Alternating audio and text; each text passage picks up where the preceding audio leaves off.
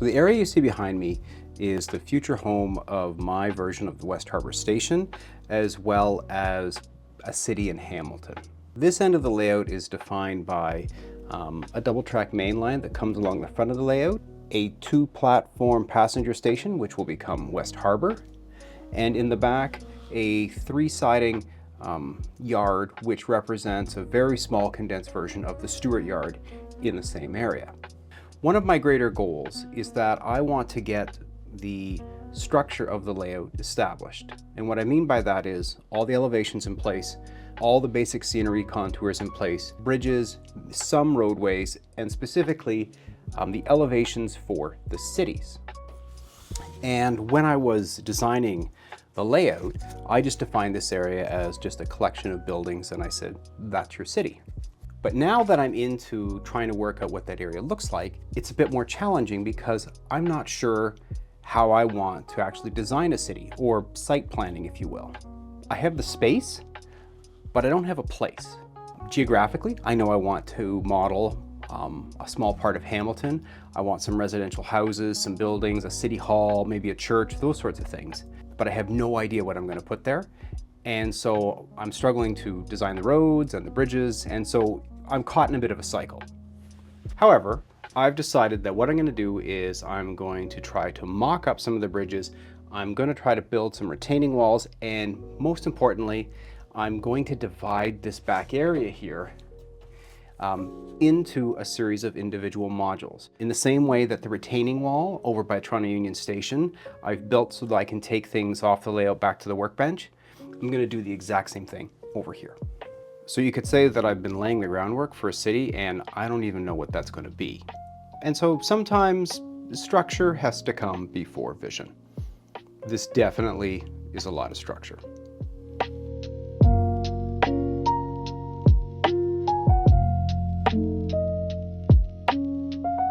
So I used like a cookie cutter benchwork style, and the descending main line was all that existed along the back of the wall.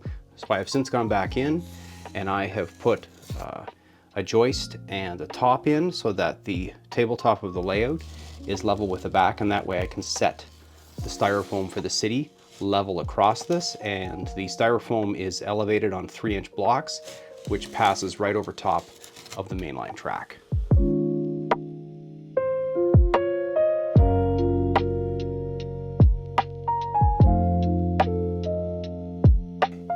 So this is the city platform that I built. It's about 6 feet long, and at its narrowest it's about 12 inches, and at its deepest it's about 20 inches. And what I'm going to do is that I laser cut a bunch of these retaining walls, and they're loosely based on the walls that I photographed around the West Harbour Station area. And I'm going to attach these to the face of this elevation, and then I'm also going to split this into 4 equal pieces, and so that'll be about 18 inches wide times 4.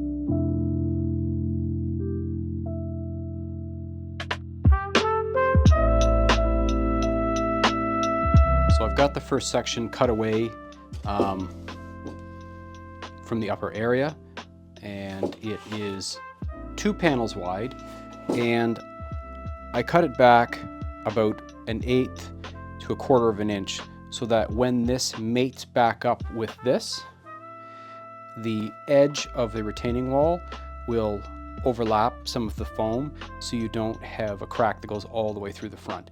It's hopefully going to camouflage that crack. So I let these sit overnight, the glue's completely dry. Now I have to peel off all the tape clamps, and I'll reassemble all of these back on the layout and see how it turned out. But last night I was looking at some online listings, and I found a gentleman who is selling off some N Scale structures. He has a lot of residential and small town stuff. He's got some unbuilt kits that he's asking $10 for, and he's got some built structures, and he's in general asking for $5 a piece. Here, let me show you what I've got going on. So I sent him a message, asked him if anything's left, and maybe I could visit him and see if he's got some that I can start using to planning my little town here. Yeah, pretty cool. Okay, so I just met with Tom, and he was an amazing guy. He invited me into his house. He was showing me all the different collections of things that he has, and he's definitely a collector. The story's pretty straightforward. Tom had an HO scale layout, and he also wanted to build an N scale layout, and so he's been collecting stuff for years. Anyway, he downsized, and now he doesn't really have the space, and so we just decided it's time to sell everything off. So I was going through his stuff. He had some buildings that I think are going to be great. He had some unopened kits, and so I was gathering up a few things that I wanted, and I think I got to about $70 or $80 worth of things, and he just looked at me and he said, listen, if you double that, you can have everything here.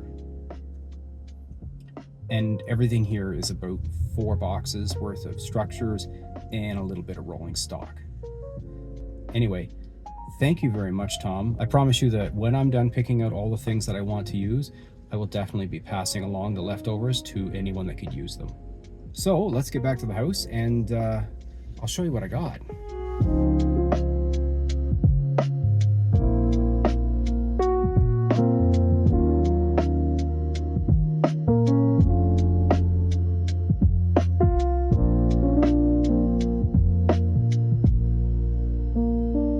This is everything that was in those 4 boxes. I didn't realize there was so much. We were just talking and he was loading things into the boxes, and I lost track. It's very tempting to keep everything, but there is definitely things that I need and want, and there's definitely things that I don't need. For instance, like these row houses and single dwellings, those are things that I want, but I certainly don't need barns and maybe a fire. Well, no, I do need a fire station. So what I think I'm going to do is I'm going to divide this pile up into things that I might keep and things that I don't need. So this is after the first round of edits. None of these things here have any place on my layout. I mean, there's some great kits in here. I appreciate that, but this isn't for me. I'm looking for residential stuff. I did a quick edit and I've reduced this by at least a third or a half. And all that I'm left with here are residential and urban buildings. And so I'm going to go through these now and do another round of edits because not all of these are going to be appropriate. There are some Scandinavian style buildings and like ranch bungalows and such that's not for me. I want to get the look of a downtown, busy 100-year-old street, and so structures like that are more appropriate. These are all the buildings that I've decided to keep. I have 7 unopened kits, and I've got about 20 buildings that are going to make up the majority of a downtown, small southwestern Ontario town. So I think what I need to do now is get the rough in of the retaining wall done, and I will get some bridges, and then maybe I'll set up a city. So back to the original project, I've got all the tape off, I've slid in the 4 modules, and they fit really, really well. The gaps between them are very minimal. It looks like a retaining wall. And I was originally going to stop there with the project, but now that I have all of these new structures, I think what I'm going to do is I'm just going to really quickly rough up a pair of bridges. In this area, there's 2 bridges that are going to be proto-inspired, and they are John Street and James Street, and they pass over top of the railroad tracks. There's a 3rd bridge, but I'm not going to include it. So I'm going to take a look at Google Maps. I'm going to get some rough dimensions for the prototype bridges. I'm just going to set something up with some foam core, and then maybe I'll take the structures and start arranging them up on that platform, and I'll have an instant city.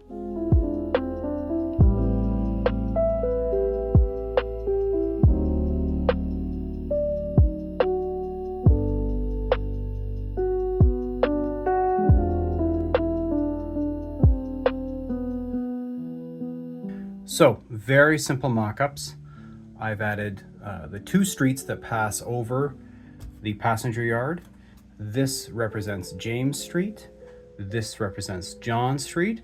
John Street is 2 lanes of traffic and sidewalks, and James Street is 4 lanes of traffic and sidewalks, which makes this about 110 millimeters wide, and this one is about 80 millimeters wide. I have set up those 2 blocks to represent the width of 2 lanes of traffic with sidewalks and some parking spaces. And so now what I'll do is on the either side of those 2 blocks, I'll just quickly rough in some buildings to create a main street. So I've mocked up some bridges, I put them in place, I figured out where the downtown street probably would be, and I set up about 15 or 20 buildings. And this space is not near as big as I thought it was.